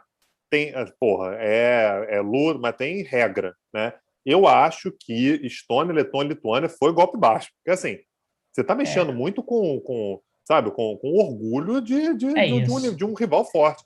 Mas é realmente isso. Aliás, cara, valeria um curso para isso ainda, né? Também Jogando acho. aqui, hein? Também Jogando aqui. acho. Agora, Tanguy, é importante destacar que a União Europeia consegue fazer essa expansão, que, aliás, alguns desses países vão, inclusive, aderir à OTAN, né? O Todos que é eles, na muito, verdade. o que é Polônia, muito Estônia, louco, né? Letônia, Lituânia, República Tcheca, todos eles estão na OTAN. Então, o que acaba acontecendo na prática é que esses países conseguem vir para a esfera da União Europeia, para a esfera de influência da União Europeia, num momento em que a Rússia, ex-União Soviética, está completamente em frangalhos. Quer dizer, os anos 90 são os anos do governo do Boris Yeltsin, que é um período onde o governo tem muita dificuldade de ficar de pé, você não tem controle sobre o que está acontecendo do ponto de vista político, do ponto de vista econômico dentro da Rússia. E aí aparece Mr. Putin. Mr. Putin entra em 99 e no primeiro mandato dele, Tanguy, Mr. Putin está muito mais concentrado em aspectos domésticos, né? Tá concentrado em tentar se manter no poder, se fortalecer no poder, vai perseguir os chechenos, vai perseguir minorias domesticamente, vai Perseguir matar foi um monte fofo, de viu, da sua parte. gente, Perseguir foi é, bonitinho. Eu achei assim, em vai nome tentar da live ser exterminar. mantida, né? Da live ser É, mantida, não derrubarem, pô. Mas eu achei fofo da sua parte, achei E bonitinho. aí, quando o Putin, Tanguy, conseguiu dar uma pacificada interna, já era tarde. Aí já estava na União Europeia, outro já estava na OTAN, aí era tarde. O que Mr. Putin pensa? Bom, já que eles vieram aqui no meu gramado, vieram aqui pegar a minha galera, vou tumultuar. Vou tumultuar, vou pegar Lukashenko, que é meu parça, na realidade minha bitch, né? Bitch, Lukashenko é minha exato. bitch. Passa nada. Minha Passa a bitch. Merkel. Vou tumultuar, vou pegar através da Bielorrússia, vai jogar migrante para dentro da Lituânia, porque Lituânia é a União Europeia. Pô, vou começar a fazer o inferno aqui, vou conversar com o amigo Erdogan, vou falar, pô, deixa esses sírios passarem para dentro da União Europeia, e eu vou fazer tudo que eu puder para tumultuar. Tudo que eu puder para tumultuar a União Europeia, porque afinal, essa União Europeia está rivalizando comigo dentro desse meu projeto hegemônico, porque a grande Rússia está de volta. Grande O Rússia Putin, está de Daniel, ele volta. faz a diplomacia Libertadores da América. É catimba, é jogar. Uma vez, Daniel, eu estava vendo um jogo da Libertadores antigo e um cara conseguiu jogar para dentro do campo um carrinho de supermercado. Eu conseguiria imaginar o Putin fazendo um carrinho de supermercado. Aí você pergunta, como é que carrinho de supermercado foi parar dentro do estádio, está parar dentro do gramado? É isso, é o Putin. Joga, e sinalizador, criança subindo no alambrado. É isso. Então, o Putin, aqui, saindo da brincadeira e pensando realmente no impacto que a Rússia tem, ele tem consciência de que enquanto houver um consenso ocidental, né? Então, Estados Unidos, Europa, certinhos, funcionando, integrados, um projeto único, é muito difícil para a Rússia bater de frente. É muito complicado. Porque a gente está falando de países muito fortes, economicamente, culturalmente, são países com alto padrão de vida, são países que têm condições de fazer investimentos militares. Então, a Rússia ela começa a se dedicar a quebrar esse consenso. Como é que eu quebro esse consenso? Eu preciso quebrar esse consenso garantindo que, sei lá, né? Vamos imaginar aqui, uma coisa meio absurda. Imagina que uma das 4 maiores economias saia da União Europeia. Vamos pensar assim. De repente, um aí sai. Né? É isso que a Rússia vai começar a pensar. Vamos imaginar que apareça um cara aí nos Estados Unidos que seja um nacionalista que diga que não quer saber da União Europeia. Você está sugerindo que. Não estou sugerindo nada. Eu não estou sugerindo Você está nada. sugerindo Não que venha colocar a hackers palavra na minha boca. russos. Você está Não, sugerindo que hackers russos não, participaram do Brexit e participaram não. da eleição de Donald Trump? É Aí isso? você que está É isso. falando. Diga a verdade. O que você Não. está sugerindo? Que Daniel, Putin, nosso não. líder, De fez forma isso? É alguma. isso? Ele jamais faria uma coisa dessas, Daniel. Eu estou falando aqui hipotético. Estou Ah, falando aqui certo. num cenário que eu não consigo nem imaginar. Não sei nem por que eu falei isso, viu? Eu sei Hum, lá. Então, soltou. é. Então, imaginando que isso de repente. Mas é exatamente a ideia de você desconstruir um consenso ocidental que a quebra desse consenso ela acaba, como está no slide aí, beneficiando uma Rússia reascendente. Não dá nem para falar de uma Rússia ascendente, a Rússia sempre foi potência. Né?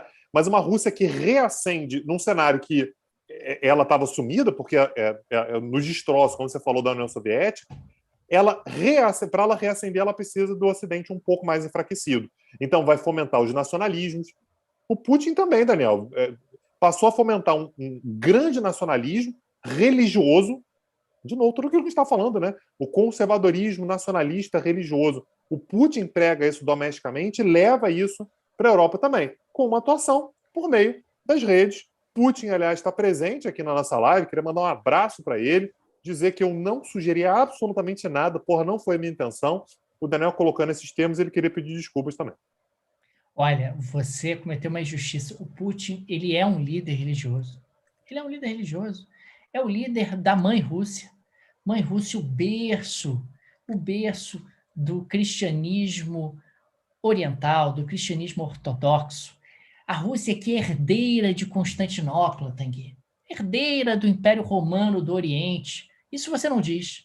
Que o Putin é praticamente um novo czar, que é praticamente um novo César do Império Romano do Oriente, que saiu de Constantinopla direto para Moscou. Isso você não fala. E ele é um cara também ele é um cara muito preocupado com os outros também, porque ele sempre dá bebidas para os outros. A pessoa está com sede, ele dá bebida. A Verdade. pessoa passa mal, por quê? Porque a fé dessa pessoa não está em dia.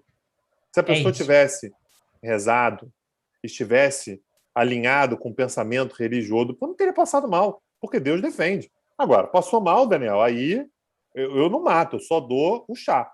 Quem mata é Deus. Segue aí. Bom, avançando aqui um pouquinho, aí a gente chega em crises mais, digamos assim, mais concretas, né? No caso da União Europeia em particular, você tem um forte questionamento desde a crise grega, aí entra aquele argumento sobre o qual nós nos debruçávamos há pouco, quer dizer, puxa, eu vou ter que socorrer a Grécia, isso, eu vou ter que pegar impostos que foram arrecadados na Alemanha, na Suécia, vou ter que mudar para a Grécia, uma Grécia que tem uma idade de aposentadoria mais baixa, uma Grécia que tem um governo corrupto, um governo pertulário, um governo ineficiente, e eu, cidadão alemão, é que vou pagar essa conta? Tá maluco? Não vou ficar pagando essa conta. Também não quero mais ficar recebendo romenos, búlgaros, que agora entram porque, pô, é todo mundo da União Europeia. Eu não quero receber esses caras, não. Vou ficar pagando aqui no meu NHS, no meu Sistema Nacional de Saúde, vou ter que ficar pagando a saúde desses caras, desses imigrantes romenos? Vou não. Coisa nenhuma. Quer dizer, você começa a ter sucessivos questionamentos dizendo a integração não é boa para mim. A integração não é boa para mim, os caras roubam meus empregos, eu tenho que pagar pelo seguro-saúde deles, eu tenho que pagar porque o governo deles está quebrado, porque eles são corruptos, eles se aposentam cedo, eles têm uma série de benefícios que eu não tenho. Acabou isso, acabou. Eu vou sair dessa União Europeia porque essa integração não me favorece. E muito baseado também em determinadas premissas que não necessariamente se verificam na realidade, né? O que a gente viu, isso aqui a gente já comentou no Petit Jornal várias vezes, é que quem mais votou no Brexit são pessoas de regiões que não receberam migrantes, mas há a ideia de que eles podem vir, eles têm acesso, a gente banca as férias deles e a gente não quer mais. Então há uma insatisfação generalizada, eu coloquei algumas imagens aí, né? O Frexit, né? Então teve o Brexit, né? Tá aí eu achei assim o slogan importante, né? Tá ali com Boris Johnson, take control. Vamos retomar o controle, vote leave, né? Então vamos sair da União Europeia para retomar o controle do nosso destino, e a gente vai ter vários outros países que vão ter reações parecidas. Na França a gente vai ter o Frexit, né? Saiamos da União Europeia e entremos na história. A gente vai ter o Swexit, né? Que também é um dos mais fortes que tem por aí, né? Para a Suécia sair da União Europeia. Na Itália foi criado o Italexit, né, um partido chamado Italexit, né, que está aí o senador, né, italiano que criou esse partido. Então, a gente tem uma insatisfação generalizada. Aliás, Daniel, uma insatisfação que originalmente era da esquerda e passou a ser abraçada pela direita. A ponto de a gente ter um cenário curioso que é como a extrema-direita começou a criticar muito a União Europeia, a esquerda começou a pegar leve. A esquerda falou, pô, peraí, a gente sempre falou mal. A porra também não é assim, né? Você tá falando mal demais. Então, há, de fato, um cenário no qual diversas partes do espectro político começam a falar mal da União Europeia. E eu coloquei uma pesquisa, Daniel, dá mais um toque aí, de como é que os europeus enxergavam a União Europeia em 2016, né? No momento da saída, no momento do Brexit. Talvez esteja um pouco pequeno para ler aí, mas eu vou ler aqui. É a visão que os europeus têm da União Europeia, o primeiro tópico ali. 47% tem uma visão desfavorável da União Europeia e 51% favorável. Aí você pode falar assim, pô, mas mais da metade ainda é favorável. Gente, 51% ou 47% é empate técnico. Você está ali meio a meio. Metade vê bem a União Europeia, metade tem uma visão ruim da União Europeia. Né?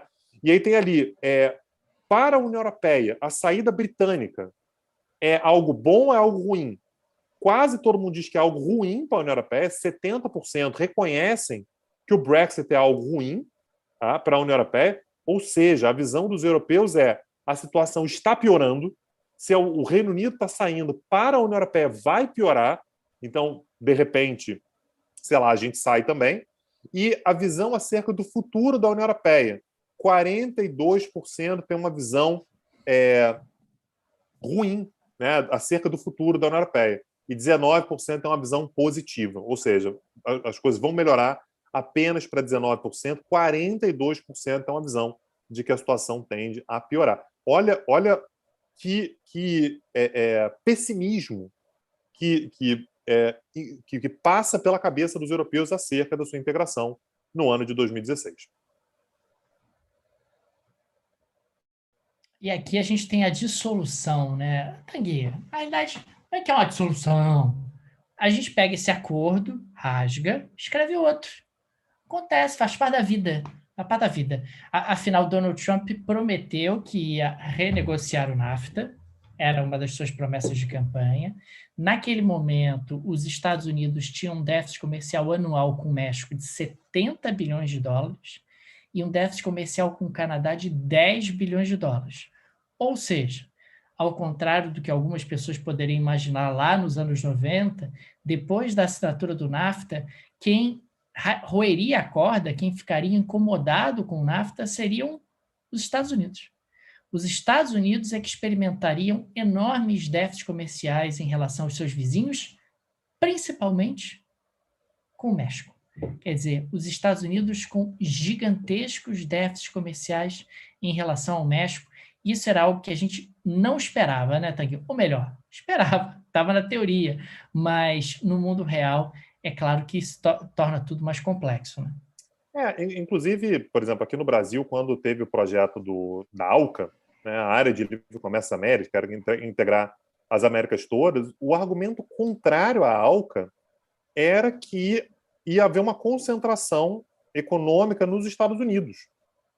O NAFTA ele foi no sentido contrário, né? O NAFTA ele acabou fazendo com que empresas americanas fossem para o México, fazendo com que o México é que tivesse uma concentração de produção, óbvio que uma produção com salários mais baixos, né, com uma precarização muito maior, você tem leis trabalhistas mais flexíveis, que inclusive é uma premissa para você entrar numa integração como essa, mas de qualquer maneira não é aquele mar de rosas que se imaginava para os Estados Unidos, né? Tanto o NAFTA quanto talvez aquilo que a ALCA seria.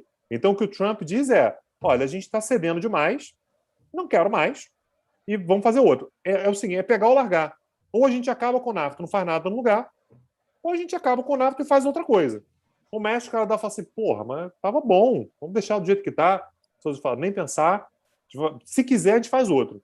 E é criado o USMCA, que é basicamente um acordo US, Estados Unidos, M de México, CA de Canadá. Então, você faz assim, um acordo um pouco diferente, que permite um pouco mais de protecionismo, proteção maior, por exemplo, à propriedade intelectual e tal. Então, é um novo cenário de integração na América do Norte. E o Mercosul vai passar por uma crise similar também, né? Eu quero lembrar, Daniel, que o Mercosul, o Mercosul é liderado por Brasil e Argentina, óbvio que sem muitas dúvidas. E Brasil e Argentina, Daniel, desde a década de 1950, Brasil e Argentina, desde a década de 1950, pelo menos, não têm regimes tão diferentes. Brasil e Argentina andam juntos há muito tempo. Brasil e Argentina, a gente falou sobre isso na última aula gratuita, inclusive, Brasil e Argentina andam juntos com relação a momentos de ditadura, a reabertura, a crise econômica, a liberalização, a governos de esquerda, a governos liberais, e o momento no qual eles abrem, ou seja, eles passam a ser completamente diferentes, é exatamente com a ascensão desses dois que estão na imagem de baixo aí, Alberto Fernandes na Argentina e Jair Bolsonaro no Brasil. É um descompasso político inédito. Se não quiser colocar inédito na história, pelo menos inédito ao longo dos últimos 70 anos. Né? Faz muito tempo que a gente não tem uma diferença tão grande de posicionamento entre Brasil e Argentina, o que coloca o Mercosul em crise. São visões muito diferentes, né? Visões de mundo muito diferentes, de estratégia econômica, de estratégia de desenvolvimento, de inserção internacional, além do fato do Bolsonaro ter feito campanha para o Macri, né? Que acabou saindo derrotado na eleição argentina, o que, sem dúvida alguma, gera também um azedamento já desde o início do relacionamento desses dois mandatários. Agora, Tanguy, eu acho importante fazer algumas referências em relação à pandemia da Covid-19, porque a pandemia da Covid-19 é um novo choque sobre a dinâmica do comércio internacional, né? Inclusive para o Você tem Mercosul, aí, né? Aliás, falando sobre a pandemia inclusive, da para o Covid-19, a Mercosul. gente fala inclusive sobre a crise do Mercosul, tá? A gente não acabou o Mercosul, não. A gente vai voltar a falar sobre ele. Você tem uma forte queda do comércio internacional, você tem interrupções em cadeias globais de valor. Recentemente faltaram semicondutores aí para a fabricação de automóveis no Brasil, porque não tem semicondutores chegando. A Covid-19 gerou interrupções em cadeias globais de valor, o que forçou a paralisação de estruturas produtivas, pressionou a inflação, gerou filas no fornecimento de uma série de produtos. Eu estou dando o exemplo de automóveis no Brasil, mas você pode pegar vários outros exemplos. Mas no caso do Brasil, você não, se você quiser comprar carro, não consegue porque não tem semicondutor da China chegando por conta de toda uma rede de distribuição que foi impactada pela Covid-19.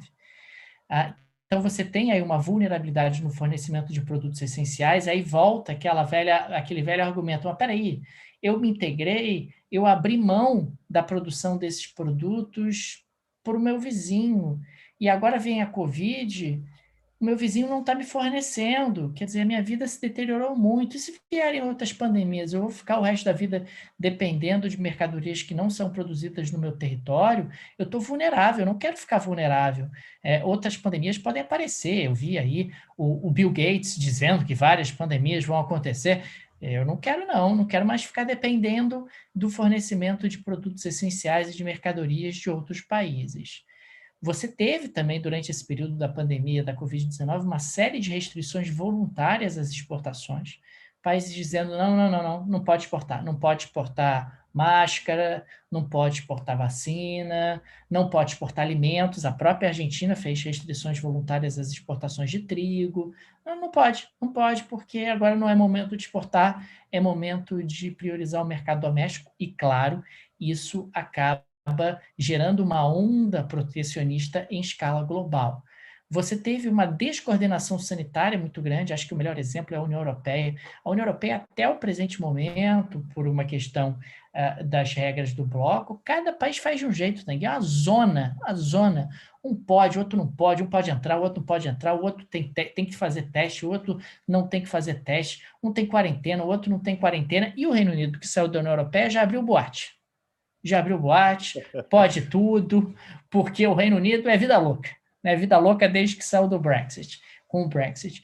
Então, houve aí uma descoordenação sanitária muito grande, a OMS muito enfraquecida, não teve capacidade de coordenar quase coisa nenhuma, inclusive tem sido aí alvo de uma série de questionamentos e de escrutínios para saber o que efetivamente aconteceu. Você tem, então, uma intensificação do questionamento à integração, quer dizer, os questionamentos à integração se tornam cada vez mais fortes. E será que isso vai gerar uma nova onda protecionista? Quer dizer, o protecionismo ele deve ganhar força com a pandemia da Covid-19? Quer dizer, as integrações tendem a perder ainda mais força? Ninguém tem certeza, né? Mas o fato é que o risco disso acontecer é bastante elevado. A gente tem um risco muito alto de uma nova onda protecionista e também de um arrefecimento ou, eventualmente, até um recuo dos projetos de integração. Se a gente pegar aqui, e aí é o mesmo gráfico que nós vimos anteriormente, Tanguy, só que ele está um pouco mais avançado no tempo, né? Então, nós tivemos aqui uma nova tendência estabelecida depois da crise de 2008, e, uma vez mais, olha aqui um afundamento do comércio internacional, olha como o comércio internacional recuou com a pandemia da Covid-19. É um recuo muito significativo, né? Um recuo muito forte. E a gente pode observar que aqui existem alguns cenários. Existe o cenário mais otimista, digamos assim, que é aquele que acredita que, olha, a gente vai voltar para a linha de tendência lá em cima, a pandemia foi só um momento difícil, um soluço, nós vamos nos recuperar. Existe aquele cenário mais pessimista, que acha que a coisa vai afundar de novo e que você vai ter mais protecionismo e menos integração. E o cenário, digamos assim, mais realista, que, olha, de novo, a gente vai descer um degrauzinho, exatamente como aconteceu na crise de 2008. O comércio internacional volta a crescer, mas ele vai crescer num degrau mais baixo do que havia acontecido, do que aconteceria se nós não tivéssemos tido a pandemia da Covid-19. E aí, Daniel, esse é um ponto importante, até para a gente tentar responder um pouquinho sobre a pergunta da aula, né? Os blocos regionais morreram. O fato é que, como a gente viu aqui, né, ao longo da história das integrações, elas avançam em momento de bonança. Quando a coisa está boa, o negócio está funcionando, os países se interessam em integrar, porque eles fazem com que aquilo que está bom fica melhor ainda. Só que há uma desconfiança profunda acerca da possibilidade de eu me integrar com o meu vizinho e eu me limitar por causa do meu vizinho.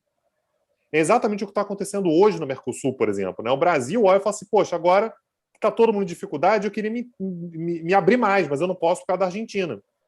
É o que o Reino Unido está pensando. Poxa, agora que a situação econômica está cambaleando e tal, eu queria ser mais livre ainda, para eu ter controle do meu destino, e eu não posso por causa da União Europeia. É isso que dizem aqueles que defendem o Frexit, aqueles que falam sobre o Swexit, aqueles que falam sobre o Italexit. Todos eles pensam que, no momento de dificuldade, eu quero ser o mais livre possível. Curiosamente, são países que, eventualmente, no momento de bonança, vão ter uma tendência a voltar a pensar em integração. Como o cenário econômico que a gente vê à frente não é um cenário de absoluta tranquilidade, não é um oceano azul, a tendência é de dificuldades à frente, como a gente tem visto nesse gráfico aí. Pô, só no cenário melhor é que a gente volta ao cenário que a gente tinha antes, né, o nível de comércio que a gente tinha antes, a tendência é de 2 para 1, da gente ter uma queda moderada ou uma queda acentuada.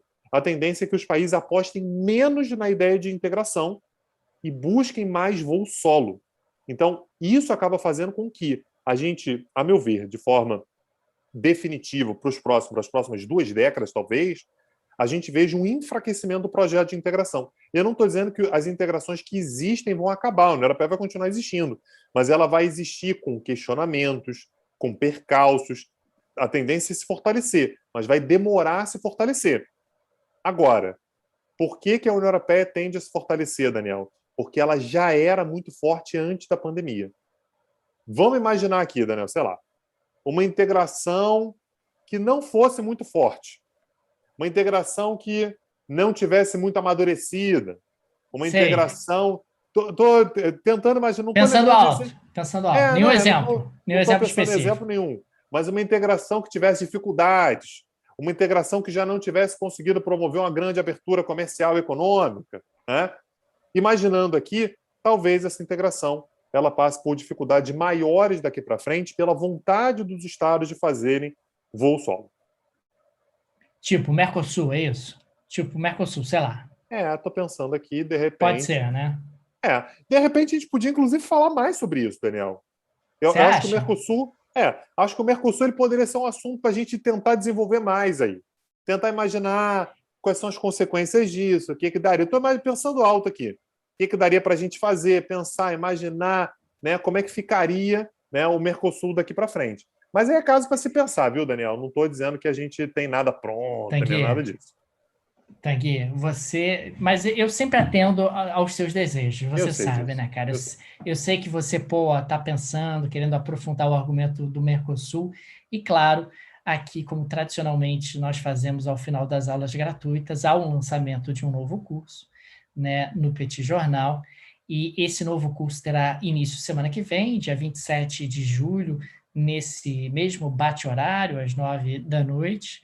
E ele já está disponível lá no site do Petit, petcursos.com.br, e será um curso, Tanguy, veja você, que coincidência, um curso sobre Ah, não Mercosul. acredito. Mentira, Isso, Daniel. juro. Mercosul Você faz fez isso 30 agora anos, enquanto eu né? estava falando, não foi? Fiz, cara. O Mercosul faz 30 anos nesse ano de 2021 e ele vive, sem dúvida alguma, a maior crise de sua história.